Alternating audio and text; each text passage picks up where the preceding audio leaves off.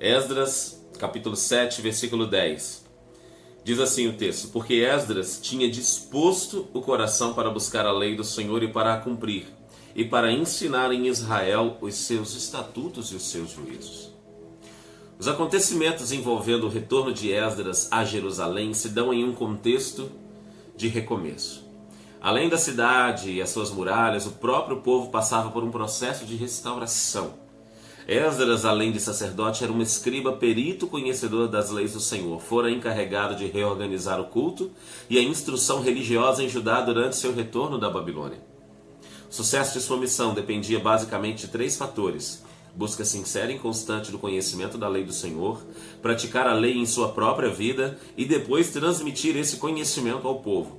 Tais atitudes ainda permanecem indispensáveis a qualquer pessoa que pretenda ensinar aos outros. Lógico que a perfeição só Deus a tem, mas isso não nos isenta de buscar conhecer melhor as Escrituras, de praticá-las e com todo zelo transmitir seu conteúdo aos outros. Queridos, eu quero fazer uma pergunta. Alguém já disse para você, e você já ouviu isso da boca de alguém, que ninguém é perfeito? Todas as vezes que nós falamos a respeito de buscar a Deus e sermos plenos, alguém dizer assim: mais pastor, mais irmão, mais irmã, ninguém é perfeito.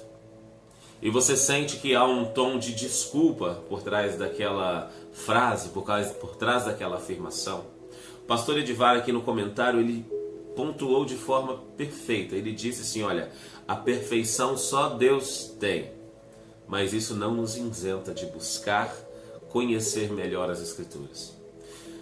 Isso não nos isenta de buscar orientação do Senhor, de orar mais e de lutar pela plenitude da perfeição, mesmo que nós não venhamos alcançar. É óbvio que nenhum de nós vamos alcançar. É óbvio que para o homem se salvar, isso não acontece, é somente pela morte de Cristo. É somente pela morte dele sobre a nossa vida, o seu sangue derramado. Isso nós não temos dúvida. Mas nós não estamos isentos de lutar todos os dias pela santificação do nosso corpo. Nós não estamos isentos de buscar santidade e pureza para os nossos pensamentos, né? Através dos nossos lábios, através das nossas atitudes, das nossas escolhas. Tudo o que fazemos glorifica a Deus. Tudo o que eu e você fazemos glorifica o Senhor. Mas eu digo também que tudo que você faz para glorificar a Deus, que vai contra o ser humano, pode causar desavença entre você e o ser humano. Mas é melhor que haja entre os seres humanos, em detrimento de uma desobediência, para que haja um agradecimento e uma vida de louvor a Deus, do que nós ficarmos desagradando o Senhor para parecermos bons com todas as pessoas. O que eu estou querendo dizer, queridos, é que quando eu e você tomarmos uma decisão firme de glorificar a Deus em alguma área da nossa vida, alguém pode, não necessariamente, pode ficar chateado. E o que nós estamos dispostos a fazer com isso? Prontos a agradar a Deus e chatear alguém? Prontos a dizer sim para o Senhor e não para as pessoas? Ou pronto para dizer não às pessoas porque o não do Senhor é para todo mundo? Será que estamos prontos a deixar e abrir mão de algumas coisas que fazem parte da nossa vida e que beneficiam outras pessoas, mas isso é completamente desagradável a Deus? Será que estamos prontos realmente para tomar essas decisões?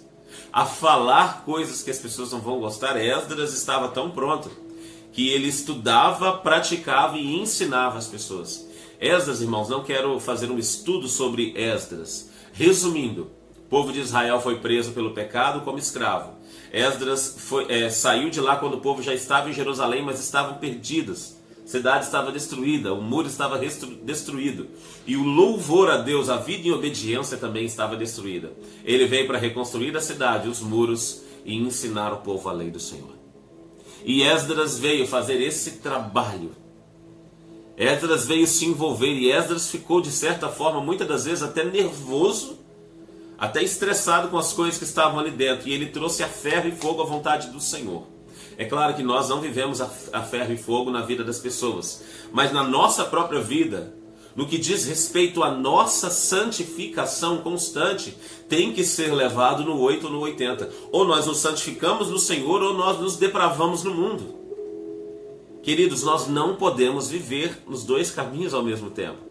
Ou é o caminho largo que conduz à perdição, ou o caminho estreito e a porta estreita que conduz à salvação. Irmãos, não é só a porta que nós vamos passar apertado, é todo o trajeto que leva até a porta estreita também é estreito.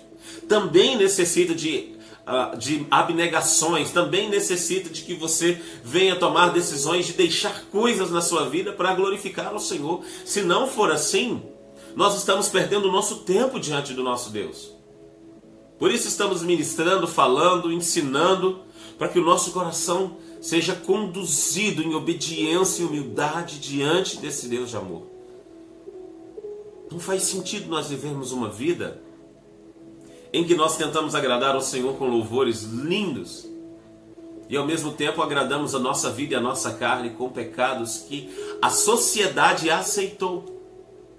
Não importa o que a sociedade aceita ou deixa de aceitar. O que importa é o que o Senhor aceita e o que o Senhor quer de nós. Não importa o que parece certo perante os olhos do ser humano, porque quando um pecado ele é comumente praticado por todo mundo, a maioria passa a olhar para esse pecado como algo do passado, como algo que já foi permitido. Porque muitos dizem que a voz do povo é a voz de Deus, e isso é uma mentira. A voz do Senhor, ela é diferente, ela é uma voz como de muitas águas. E relembrando que eu falei no devocional que eu ouvi da irmã Ivna, esposa do pastor Claudir, a voz de muitas águas, imagina você debaixo de uma cachoeira, não sei se alguém já ficou. E toda aquela água caindo sobre a sua cabeça, você só escuta ali debaixo o barulho de água. É ensurdecedor, imagina a voz do Senhor como uma voz de muitas águas. Irmãos, quando o Senhor fala conosco, que a nossa atenção está com Ele, você não escuta mais ninguém, você só escuta a voz do Senhor. E quando nós escutamos a voz do Senhor apenas, não digo no nosso ouvido físico, no nosso ouvido interno, a única voz que a gente ouve e atende, a única voz que você ouve e pratica, a única voz que você dá atenção de fato, se é a voz do Senhor, queridos, nós vamos nos dar bem na nossa vida espiritual, mesmo que na nossa vida física nós venhamos perecer, tomar prejuízos, andar para trás como as pessoas imaginam, mas diante do Senhor nós estamos caminhando sempre à frente. O que adianta eu ganhar o mundo inteiro e perder a minha própria alma? O que adianta eu sorrir muito nesse mundo e ter prazeres nesse mundo, mas ter a perdição eterna na minha eternidade? O que me interessa realmente é fazer o que agrada o Senhor, e o que agrada o Senhor está dentro da sua palavra. Quanto mais eu busco conhecimento, assim como Esdras citou aqui, assim como o pastor Edivar citou sobre Esdras, ele dizendo que ele estava buscando ao Senhor, aprendendo, praticando e ensinando para as pessoas. É o que nós devemos fazer. A nossa forma de aprender é a palavra do Senhor. O nosso pautar da nossa vida está dentro da palavra do Senhor. Então é impossível buscar santidade sem que a palavra de Deus faça parte da minha vida. E eu vou dizer ainda mais, queridos. É muito bom ouvir pregações, é muito bom nos envolvermos com devocionais, é muito bom nós fazermos um monte de coisas que envolve aprender com alguém, mas nada substitui o seu aprendizado pessoal, os seus momentos com Deus, a sua leitura bíblica. Em nome do Senhor Jesus Cristo, pare de ouvir somente as pessoas e leia a palavra. Escute também, aprenda com pessoas, mas veja se isso está enquadrando dentro da Bíblia. Não faz sentido nenhum eu ouvir um monte de pessoas que eu acho que são de Deus. E se alguma delas entendeu de forma errada e está me ensinando isso? A Bíblia é a nossa regra de fé. É a Bíblia que nos pauta em todas as coisas. E o Espírito Santo, se nós lermos com sinceridade, orando e clamando, ele vai nos revelar toda a verdade ali. Ela vai ser progressiva, é óbvio, mas nós vamos crescer em cima disso. Louvado seja o nome do Senhor, e que essa seja a nossa conduta de vida diária. Leitura, oração, busca, prática da vontade do Senhor. Amém, meus amados? Que Deus abençoe grandemente o seu dia. E que essa palavra de alguma forma possa tocar o seu coração e te auxiliar na sua vida espiritual. Deus abençoe em nome do Senhor Jesus.